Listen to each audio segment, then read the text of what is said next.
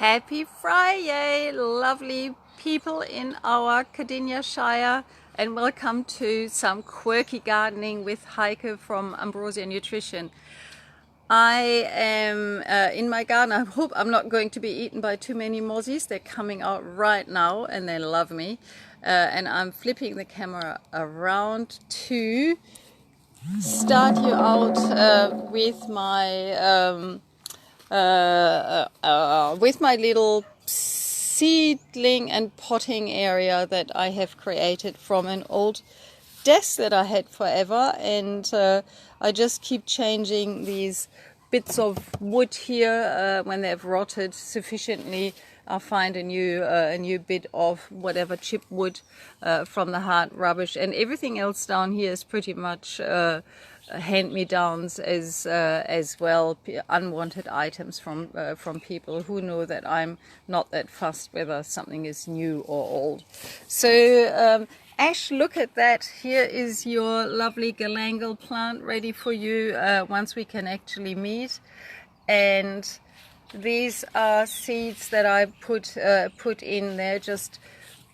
They came with something I can't actually quite remember a long time ago, and I've just kept using them as little seedling trays. I make my own potting soil from my own seedling soil or seed raising mix from compost, and so doing your own seedlings is the cheapest way of starting gardening, because as soon as you buy a little plant, it costs you a lot more than a pack of seeds. However, a pack of seeds is quite expensive as well, and I love buying my seeds at Diggers, and everybody should go and check out Diggers in Dromana. They've got one in Blackwood, Country Victoria, and one in the Dandenongs. So they do heritage seeds and make sure that these seeds are kept safe and not winding up in the hands of multinationals. So having seed is having power, because you can grow your own plants. So now I'm going to show you a few tricks how to save your own and then swap them with others is the goal, because you don't always get everything to seed, and gardening is a bit of hit and miss. So what else have I got growing in my pots? This is just normal mint. And mint must always be in pots, otherwise it takes over your garden. And you don't plant mint from seedlings, you just divide, you could just knock this out of its pot, half it, and then you've got another new plant, easy. This is a lovely, I never know, pelargonium or geranium, which one is which. I quite like the things, they fill corners really quickly, and you can just brutally cut them back. If they look a bit straggly, and they will come up beautifully and fresh. And from these bits that you cut off, you just use this woody part, make a diagonal cut, and just stick it into nice fertile soil. Keep it moist. Usually, when you put in 3, you usually strike 2. Sometimes even 3. Geraniums, pelargoniums go really easily. This is lemon balm, looks a bit sad. I think it dropped when we moved it, and that's why it's why it looks a bit straggly. The way to propagate that is just they will throw seeds, and you will have lots of little plantlets underneath. Really nice and easy. What else have we got here? This is coriander that's self-sown, and that's the other trick that I really want to drive home. So the best thing to do is to have some of your plants go into seeds, and I show you an example. Something that goes into seed really quickly is fennel. You can see the lovely fennel there. It's actually bronze fennel, so it has this lovely bronze hue. And there you can see the seeds up there, and they will just drop into the ground and form new plants, and that's the easiest way. So you can see a funny looking rainbow chart here. It had a sister sitting just about here, and see how it just dropped its seeds. And there is all these lovely new rainbow charts popping up, waiting for us to eat them, or put them into a green-ass quiche. Okay, so the way to go about these fennel seeds and other seed heads like broccoli or cauliflower or kale, they all form seed heads, not all like this, but dill looks pretty much exactly like this. So what you do, you cut them, and I've already done this for us because I've only got 2 hands and a bit tricky to hold the mobile phone and and to do cuttings. So, and then I just stick them in any big vessel that that I have, and give them a good old shake, and you can see the seeds just falling in there. And then you just collect them, dry them, spread them out on a little bit of butcher's paper. Lots of sources tell you to use kitchen towels. I wouldn't say do that, because that's a pretty cool fresh resource, and you have to pay for it too, but butcher's paper is generally free, or any old paper, scrap paper that you have. Spread the seeds out on there, let them dry, and yeah, then put them into a glass jar, an old jam jar, and there you go. Yeah, so that's one way of doing seeds. What else have I got here? This is a sorrel-like spinach. It just gets runners, and these runners eventually drop to the ground, and then they form new plantlets which you can cut off, and then you've got a fresh plant. This is all fresh compost that I put out the other day. This is why it looks a bit bitsy. I think I've already alluded to in another segment. Hi Meg. I'm well, thank you. Self-sown is so wonderful. Let thy garden grow. I know, it is brilliant. It's so much fun when it's self-seed. So here's another ready self-seeder. Can anyone recognize what this is? Sharp flavor, and if you eat it, yeah, there's a bit of bite in there and sharpness. Anyone knows what that is? It's a bit bitter. It's good for the liver. I'll wait, but it's actually quite a pretty flower. It's probably a bit difficult to see with the porky camera in my mobile phone.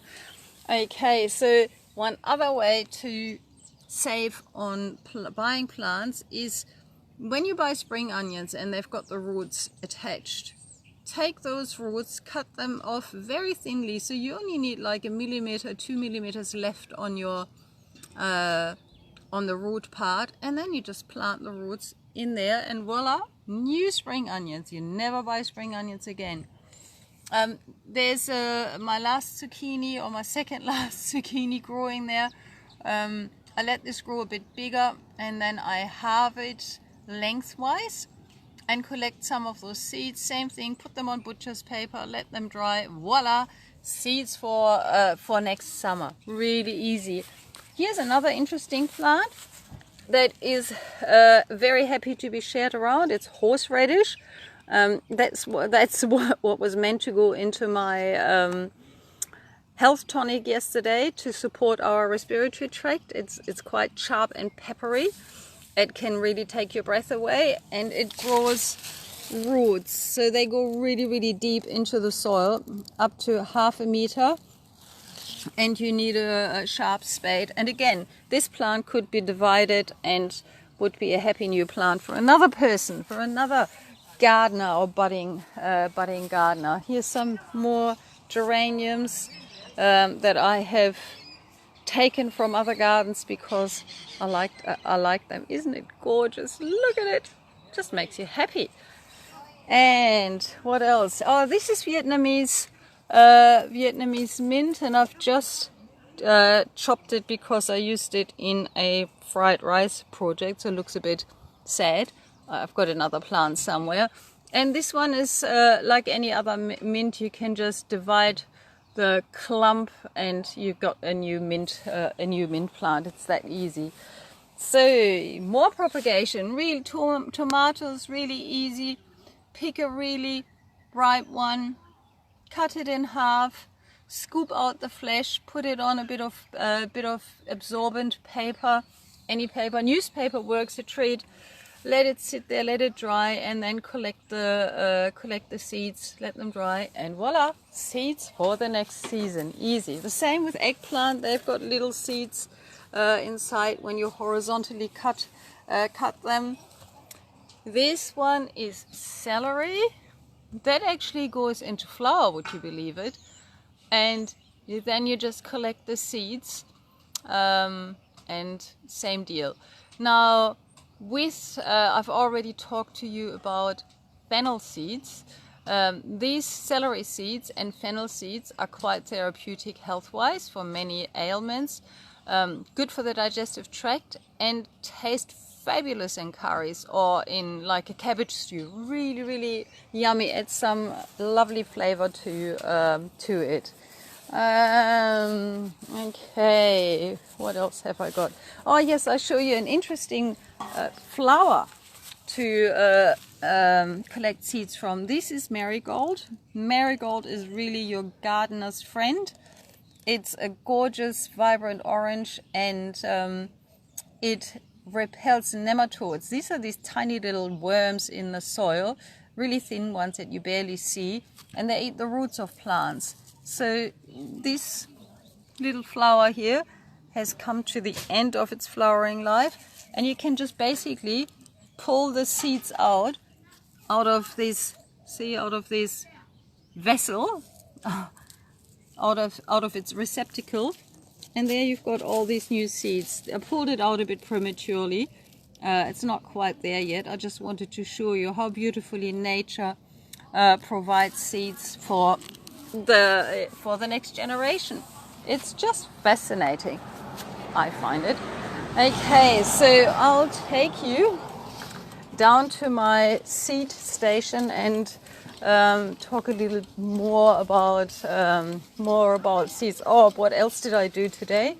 I actually went to a friend's place here in Pakenham and collected some cow dung and put this out where I pulled out my blackberries, because that was not a smart move. Don't plant blackberries, people. Just collect them in nature, much smarter. I believe, Meg, there's a really nice blackberry standing somewhere in Garfield along the train tracks, and they were fabulous. And I quickly wanted to share my dill. So this is dill from homegrown seeds that I harvested last year, and look how beautiful that has come up. This is going to go on a pumpkin soup with feta and make it a Turkish style pumpkin soup. My neighbor told me about that, so I give that one a shot. You have to try everything once. Okay, I'm going to walk you to the back. So I only live on a, it's a relatively small block, but compared to the new size, it's large. So it's about 650 square meters big. It's only a 3-bedroom house, so there's a fair chunk of space left for a garden. And hello, chickies. Yeah, so the reason why I've got my veggie patch in out the front is because the chickadee-doodahs are occupying the back there. So here is my seedling, chaotic seedling area. And you can see I have recently slaughtered a huge yellow pumpkin, which was quite palatable. And now I have got these lovely seeds here drying. And it's a good idea to just shift them every so often before they permanently glue themselves to the paper. Actually, you could, to avoid this from happening, you could use an old terry towel for that purpose. That would be a bit smarter. I think I should do this in the future, because if you leave them too long, they have little bits of paper attached to the seed. But that really is just cosmetic. They will still grow. So what other seeds am I collecting? Broad beans. And how brilliant is that? You just use the what you actually eat, so the fruit of the plant, you use that as your seed for a whole new plant, where you get loads of those broad beans from. Just as an example of flowers, so these are beautiful cosmos flowers. They come in white, pinks and purples, and the seed heads, once the flower heads, the petals fall off, and then these lovely seeds develop, and I just stick them head first into a pot, and then just crunch up the seed heads, and all the seeds fall out, and then you can just collect them, take out your larger bits like stem parts and so forth, and maybe some leaf parts. But it's pretty neat, and it doesn't need to be perfectly perfectly clean seeds. It's only for your home use. Who cares if there's a few petals or whatever in there? And then you just use any old container that you have to dry them a little bit, and once they're fully dry after 3-4 days, you use one of your old jars. So I use, being a nutritionist, I've got supplements, and sometimes I get my patients to bring bottles back, and I recycle these, and they make great receptacles for your seeds. But also these little hot English mustard jars for larger seeds, or larger amounts of seeds. I keep them in there. By the way, these are, can you see them? Meg, you said it's a bit difficult to see when I go too close with the camera. So these ones are rainbow chard seeds. And you never know which color they pop up. Any color between white, yellow, pink, red, and burgundy can occur. Another flower that I absolutely adore, and I always collect lots of seeds of and then just chuck them everywhere where I want some happy flowers, are these. These are pincushion flowers. Would have been smart to have a real flower so you know what they are, but you can just Google pincushion flower and then you'll see. So they're just the seeds and seed heads, and same deal, you just scrunch them, scrunch, there you go, and then you've got all your seeds at the bottom. It's that easy, and most plants will happily do this for you. These are dill seeds, and you can also use dill seeds in your cooking. And the lovely heads that we just saw, with our fennel here. I brought the fennel along. They are great in preserves like zucchini preserves, cucumber preserves, and so forth. So as you can see, I still buy seeds, but I swap them with other people to not have to buy all the seeds from scratch. I suck at growing basil, and if anyone gets basil to grow, can I please have plants in early summer? I don't know what's going on. I just can't seem to grow it.